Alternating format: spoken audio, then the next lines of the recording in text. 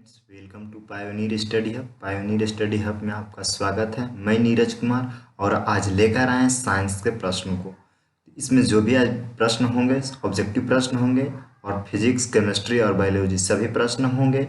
आइए चलिए हम शुरू करते हैं। इससे पहले हम आपको बता देते हैं यहाँ पे कि साइंस, आर्ट्स क्लास 10 तक के सभी वीडियो उपलब्ध हैं और पीडीएफ की आवश्यकता है तो आप हमारे चैनल पे नंबर दिया हुआ है व्हाट्सएप के लिए, वो आप वहाँ पे व्हाट्सएप कर सकते हैं और उसमें जिस विषय का या तो जिस टॉपिक का आपको नोट्स की आवश्यकता है तो उस पर कमेंट करके लिखें, वहाँ से वीडियो आपको प्रोवाइड किया जाएगा।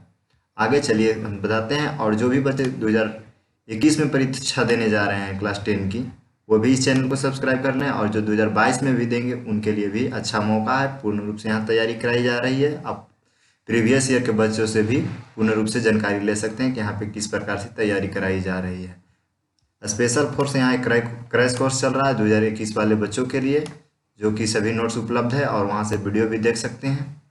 चलिए शुरू करते हैं। पहला प्रश्न में दिया हुआ गोलीय दर्पण के परावर्तक पृष्ठ वृत्ताकार सीमा रेखा का व्यास क्या कहलाता है। जो उसमें व्यास होता है उसको क्या कहते हैं, तो उसको बोलते हैं हम गोलीय दर्पण का द्वारक बोलते हैं। इसका राइट आंसर ऑप्शन डी होगा। अगला प्रश्न यहाँ पे है न्यूमेरिकल वाला पार्ट है। इस न्यूमेरिकल वाले पार्ट को आप स्किप कर दीजिए और अगर जो न्यूमेरिकल का स्पेशल वीडियो देखना है तो आप हमारे प्लेलिस्ट पे जाकर देखिए, क्योंकि यहाँ पे न्यूमेरिकल को हम आपको डिस्कस पूर्ण रूप से नहीं समझा पाएंगे। ठीक है। अगला प्रश्न, अगर जिसका राइट आंसर अगर जो देखना है, इसलिए अगर जो आप जानते होंगे थोड़ा बहुत तो आप फार्मूला का प्रयोग करते सकते हैं। P बराबर होता है 1/F होता है और F जो होता है किस में होता है आपको पता होगा, जो F यहाँ पे है मीटर में होता है। ठीक है, आप इससे अगर जो निकाल सकते हैं। अगला प्रश्न है यहाँ पे, यदि किसी बिंब मतलब वस्तु का प्रतिबिंब आवर्धन ऋणात्मक हो तो उसका प्रतिबिंब की प्रकृति क्या होगा। उसका प्रकृति क्या होगा, यहाँ पे लिखा हुआ है आंसर राइट ऑप्शन जो होगा वास्तविक और उल्टा, यानी कि ऑप्शन ए इसका राइट आंसर होगा। ठीक है। अगला प्रश्न है यहाँ पे प्रश्न संख्या 4 में दिया हुआ, नेत्र में प्रवेश करने वाली प्रकाश की किरणें अधिकांश परावर्तित जो होती है इसे कहाँ से करती है, कॉर्निया के बाहरी पृष्ठ पर करती है, यानी कि ऑप्शन सी इसका राइट आंसर होगा। अगला प्रश्न की ओर बढ़ते हैं। जब सूर्य का प्रकाश वायुमंडल से गुजरता है, वायुमंडल से जब गुजरता है सूर्य का प्रकाश, तो वायु के सूक्ष्म कण यानी कि जो छोटा छोटा कण होता है किसी रंग के प्रकाश से अधिक प्रबलता से प्रकिरणित होती है। कौन सा रंग जो होता है उसमें सबसे ज्यादा बिखरने की चांसेस होता है, तो नीला रंग जो होता है सबसे ज्यादा प्रकिरणित होता है। ऑप्शन डी इसका राइट आंसर होगा। अगला प्रश्न है यहाँ पे, भारत में उत्पादित प्रतिवर्ती धारा यहाँ पे यानी कि एसी धारा की आवृत्ति होती है। जो हमारे घरों में एसी धारा आती है तो इसमें जो होती है इसकी आवृत्ति कितनी होती है, तो इसकी आवृत्ति जो होती है 50 हर्ट्ज होती है। ठीक है, इसका राइट आंसर ऑप्शन ए होगा। अगला प्रश्न की ओर बढ़ते हैं। अगला प्रश्न में दिया हुआ है, 1 माइक्रो एम्पियर विद्युत धारा को निम्न में से कौन सी है। 1 माइक्रो एम्पियर का मतलब होता है 10 के पावर -6 एम्पियर की बात करते हैं। अगर जो आपको पता होगा इस प्रकार के एक कोड होता है, exa peta giga mega hecto deca deci centi milli micro nano pico femto hecto, इस वाला आद है तो उसमें आप देखेंगे एक माइक्रो शब्द का प्रयोग किया होगा। माइक्रो का मतलब होता है 10 के पावर -6 होता है, यहाँ एम्पियर में तो इसलिए 10 के पावर -6 एम्पियर होगा। आगे बढ़ते हैं प्रश्न की ओर। अगला प्रश्न संख्या 8 में दिया हुआ, घरेलू विद्युत परिपथ में उदासीन तार जो होता है न्यूट्रल वायर्स होता है, उसमें कौन सा कलर का लगाया जाता है, तो काला कलर को लगाया जाता है। अगला प्रश्न की ओर बढ़ते हैं। प्रश्न संख्या 9 में दिया हुआ, किस युक्ति में विभव प्रलय दिक् प्रवर्तक का कार्य करता है। ठीक है, तो कौन सा किसमें कार्य करता है, तो विद्युत जनित में जो होता है एक प्रलय का कार्य करने का काम करता है। तो इसका राइट आंसर ऑप्शन। अगला प्रश्न है प्रश्न संख्या 10 में दिया हुआ, जल विद्युत संयंत्र में किस ऊर्जा विद्युत ऊर्जा के रूप में रूपांतरित होता है, तो यहाँ पे जो होता है स्थितिज ऊर्जा होता है। इसका राइट आंसर ऑप्शन डी होगा। स्थितिज ऊर्जा का मतलब होता है पानी जो वहाँ होता है संग्रहित रहता है और जब टर्मिनल पे गिराया जाता है यानी कुछ घूरने वाली चक्रण पे गिराया जाता है तो उसमें गति उत्पन्न होता है। तो कौन सा यहाँ पे कार्य कर रहा है, तो स्थितिज ऊर्जा जो होता है विद्युत ऊर्जा में रूपांतरित होता है, यानी कि इसका राइट आंसर ऑप्शन डी होगा। अगला प्रश्न की ओर बढ़ते हैं। अगला प्रश्न में लिखा हुआ है यहाँ पे, नरौरा नाभिकीय विद्युत संयंत्र किस राज्य में स्थित है। नरौरा एक विद्युत संयंत्र है यानी कि वहां से विद्युत उत्पादित होता है, वो किस राज्य में स्थित है, तो उत्तर प्रदेश में। कहाँ है, नरौरा जो है उत्तर प्रदेश का एक नाभिकीय विद्युत संयंत्र है। इसका राइट आंसर ऑप्शन सी होगा। अगला प्रश्न है यहाँ पे, ऑक्जेलिक अम्ल का प्राकृतिक स्रोत कौन सा है?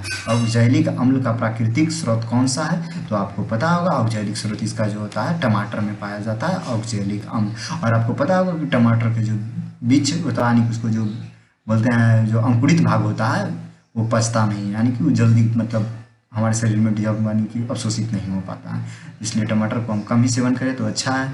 अगला प्रश्न प्रश्न संख्या 13 में दिया हुआ है निम्न में कौन सबसे अधिक अभिक्रियाशील है? अभिक्रियाशील का मतलब होता है वो सबसे ज़्यादा भाग लेने में सक्षम होता है, जो हमारे वायुमंडल में भी रह के तो वो अभिक्रिया कर लेता है। इसका राइट आंसर जो होता है ऑप्शन डी यानी कि पोटेशियम। पोटेशियम जो है सबसे ज़्यादा क्रियाशील है इस ऑप्शन के अनुसार यहाँ पे।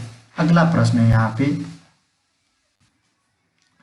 पे प्रश्न संख्या 14 में दिया हुआ है एक्विरेजियम रॉयल जल भी इसको बोलते हैं, ठीक है, किस अनुपात में सांद्र हाइड्रोक्लोरिक अम्ल के साथ एवं सांद्र नाइट्रिक अम्ल के साथ ताजा मिश्रण होता है? तो आपको पता होगा जब आप एक फार्मूला याद करते होंगे H2SO4 प्लस HNO3, तो वहाँ पे जो होता है इसका रेशियो एक होता है। रेशियो क्या होता है? 3:1 होता है, जो यहाँ पे बनता है सल्फ्यूरिक अम्ल बनता है, ठीक है, सांद्र हाइड्रोक्लोरिक अम्ल और सांद्र नाइट्रिक अम्ल का ताजा मिश्रण। अगला प्रश्न है प्रश्न संख्या 15 में दिया हुआ प्रोपेन का अणुसूत्र C3H8 है, इसमें क्या है? तो इस प्रकार यहाँ पे पूछ रहा है कि कौन सा बंधन इसमें बनेगा? प्रोपेन में C3H8 है, C3H8 है, तो कैसा बंधन बनेगा? इसमें जो होगा 10 सहसंयोजक बंधन होगा, 10 सहसंयोजक बंधन बनेगा। इसका राइट आंसर ऑप्शन डी होगा। अगला प्रश्न की ओर बढ़ते हैं। अगला प्रश्न में दिया हुआ आधुनिक आवर्त सारणी में बाएं से दाएं जाने पर परमाणु त्रिज्या आकार, त्रिज्या का मतलब यहाँ पे आकार को नोट कर रहा है, तो क्या होता है? आकार में जो होता है परमाणु त्रिज्या आकार का मान बढ़ता है आवर्त सारणी में बाएं से दाएं जाने पर, ठीक है। अगला यहाँ पे प्रश्न संख्या 17 में दिया हुआ जब मैग्नीशियम के फीता को जलाया जाता है तो उत्पन्न आग की लौ होती है, मतलब वो जो जलता है वो किस प्रकार के होता है? तो होता है चमकीला और उजला होता है, उसका कलर कैसा होता है? उजला होता है। तो इसका राइट आंसर ऑप्शन सी होगा। अगला प्रश्न की ओर हम बढ़ते हैं। अगला प्रश्न संख्या 18 में दिया हुआ निम्न में से कौन सा यंत्र का उपयोग रक्त दाब यानी कि ब्लड प्रेशर बीपी को मापने में प्रयोग किया जाता है? तो किसका प्रयोग किया जाता है? तो स्फैग्मोमाइनोमीटर का प्रयोग किया जाता है, जो बाह में बांधकर और उससे बीपी मेजर करने का प्रयोग किया जाता है। इसका राइट आंसर ऑप्शन सी होगा। अगला प्रश्न की ओर बढ़ते हैं। रक्त यानी कि ब्लड का बात कर रहा है, रक्त का कौन सा अवयव घायल स्थान से रक्त स्रोत का मार्ग को रक्त का थक्का बनाकर अवरुद्ध करता है, यानी कि जब कहीं पे कट जाता है या तो किसी प्रकार का फट जाता है, मतलब वहां से ब्लीडिंग होने लगता है, तो उसको रोकने का यानी कि थक्का बनाने का कार्य किसका होता है? तो इसका जो होता है प्लेटलेट्स का कार्य होता है। प्लेटलेट्स में ऑलरेडी विटामिन के सब वगैरह मौजूद होता है, तो इसके कारण होता है, लेकिन यहाँ पे जो ऑप्शन दिया हुआ है तो इसके आंसर राइट आंसर जो होगा प्लेटलेट्स होगा, यानी कि ऑप्शन सी इसका राइट आंसर होगा। अगला प्रश्न है यहाँ पे प्रश्न संख्या 20 में दिया हुआ अवटु ग्रंथि को थायरोक्सिन हार्मोन बनाने की आवश्यकता क्या आवश्यकता है? यहाँ पे जो है अवटु ग्रंथि बनाता है, क्या बनाता है? थायरोक्सिन हार्मोन बनाता है। एक बात यहाँ पे भी आप क्वेश्चन से भी याद कर सकते हैं कि अवटु ग्रंथि को थायरोक्सिन हार्मोन बनाने के लिए क्या आवश्यक है? डी, यानी कि यहाँ पे जो ऑप्शन है यहाँ पे सोडियम की आवश्यकता होती है, क्लोरीन की भी आवश्यकता होती है और फास्फोरस की आवश्यकता होती है, यानी इन तीनों का आवश्यकता होता है अवटु ग्रंथि किसके बनाने के लिए? थायराइड हार्मोन बनाने के लिए। तो इसका राइट आंसर ऑप्शन डी हो जाएगा, यानी कि सभी की जरूरत होती है। अगला प्रश्न की ओर बढ़ते हैं। अगला प्रश्न में दिया हुआ मस्तिष्क का कौन सा भाग शरीर की अस्थायी संतुलन का अनुरक्षण करता है? ठीक है, यानी कि स्थायी संतुलन बनाने का कार्य करता है। तो अनुमस्तिष्क जो होता है स्थायी संतुलन बनाने का कार्य करता है। अगला प्रश्न प्रश्न संख्या 22 में दिया हुआ पादप हार्मोन यानी कि पेड़ पौधे में जो हार्मोन होता है साइटोकाइनिन हार्मोन क्या कार्य करता है, किसमें सहायक होता है? तो इसमें जो होता है प्रोहित, यानी कि यहाँ जो ऑप्शन सभी दिया होता है तने की वृद्धि के लिए होता है, पादप में प्रकाश की जिधर प्रकाश होता है उधर मुड़ने में सक्षम करता है, यानी कि यहाँ पे जो ऑप्शन दिया हुआ है उसका सभी राइट आंसर है। ऑप्शन याद कर लीजिए और थोड़ा सा ध्यान कर लीजिए, इसका राइट आंसर ऑप्शन डी होगा। आगे की ओर हम बढ़ते हैं। आगे प्रश्न दिया हुआ 23 में दिया हुआ हाइड्रो में प्रजनन, हाइड्रा एक जीव है, ठीक है, हाइड्रा में प्रजनन की विधि क्या होती है?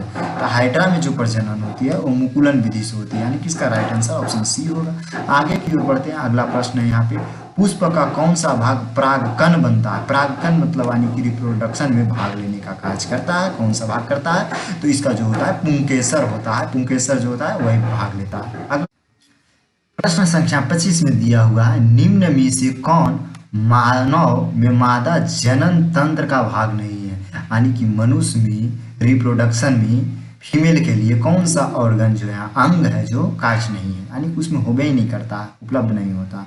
तो यहाँ पे पहला दिया गया है अंडाशय, जो कि आपको पता होगा अंडाशय फीमेल में पाया जाता है। अगला है यहाँ पे ऑप्शन बी में दिया हुआ गर्भाशय, गर्भाशय भी फीमेल में पाया जाता है। ऑप्शन सी में दिया हुआ है शुक्रवाहिनिका, यानी कि जो होता है ये किसमें पाया जाता है, शुक्राणु आपको पता होगा जो स्पर्म होता है वो फीमेल मेल में बनता है। ये किसमें पाया जाएगा, उसको लाने और ले जाने का जो पाइप होता है वो किसमें पाया जाता है, तो पुरुष में पाया जाएगा, मेल का है।